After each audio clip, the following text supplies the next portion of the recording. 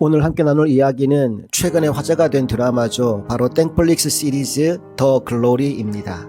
동은이는 학교 폭력 피해자입니다. 그녀는 폭력을 견디다 못해 경찰에 신고를 했지만 아무런 도움을 받을 수가 없었습니다. 아니 오히려 더 큰 괴롭힘이 그녀를 찾아왔지요.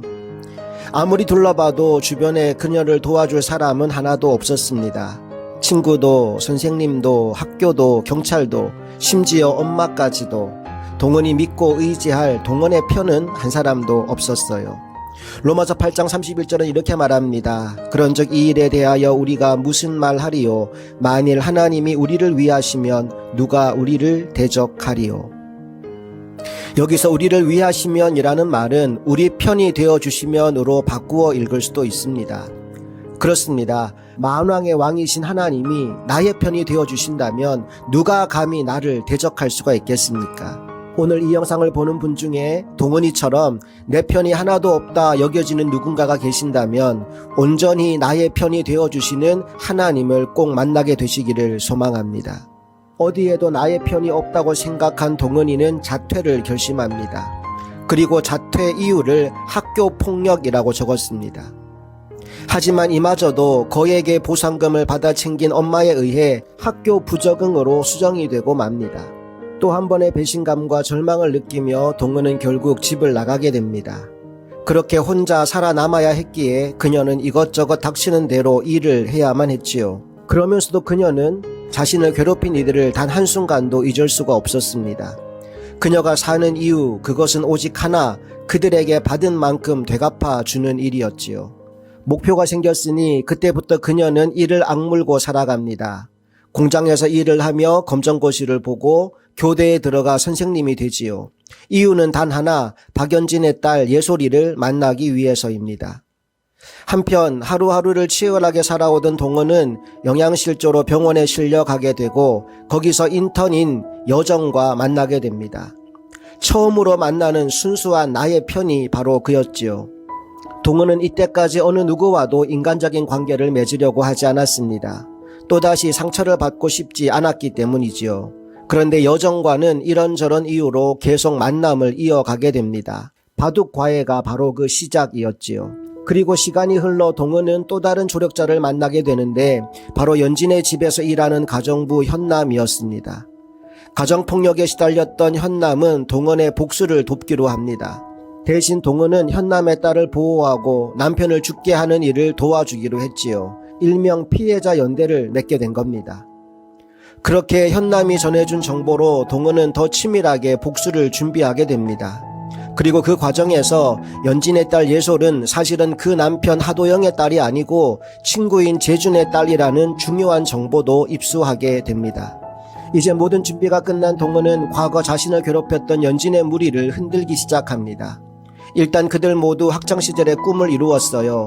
연진은 기상캐스터가 되었고 잘나가는 기업 대표와 결혼하여 예쁜 딸을 낳았습니다. 함께 동은을 괴롭혔던 재주는 골프장을 물려받았고 목사 딸인 사라는 화가가 되었습니다. 그리고 혜정은 스튜어디스가 되었고요. 오직 한 사람, 학창시절 그들의 똘마니 노릇을 했던 명호만 여전히 그들의 뒤치다거리를 하는 신세였지요. 자연스럽게 동은의 첫 타깃은 명호가 되었습니다. 그를 통해 단단해 보이는 가해자 연대를 흔들기로 한 것입니다. 사실 동은이 괴롭힘을 당하기 전 또 다른 학폭 피해자가 있었습니다. 그녀의 이름은 윤소희. 소희는 연진의 패거리에게 괴롭힘을 당하다 건물 옥상에서 떨어져 죽음에 이르게 되는데요. 이날 소희를 죽게 한 장본인이 바로 연진이었습니다.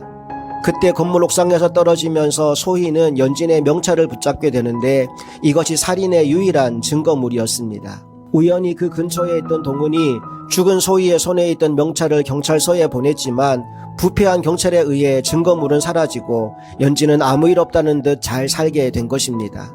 하지만 딸을 억울하게 보낼 수 없었던 소희 엄마는 수십 년째 딸의 시신을 병원 안치실에 맡겨두고 장례를 치르지 않고 있었습니다. 이제 동은은 이 모든 이야기를 명호에게 들려줍니다. 그리고 명호는 이걸 이용해 한몫 두둑히 챙겨 제대로 멋진 인생을 살아볼 꿈을 꾸게 되지요. 하지만 안타깝게도 명호는 그 꿈을 제대로 피워보지도 못한 채 연진이 휘두른 술병에 맞아 죽음에 이르게 됩니다. 이렇게 해서 연진은 2건의 살인사건 가해자가 되지만 여전히 돈과 권력을 이용해 자신의 죄를 감추고 살아갑니다. 아무튼 이제 복수를 위한 초석을 마련한 동은은 연진을 찾아가 선전포고를 합니다. 그날은 아이러니하게도 박연진이 자랑스러운 동문상을 받는 날이었어요.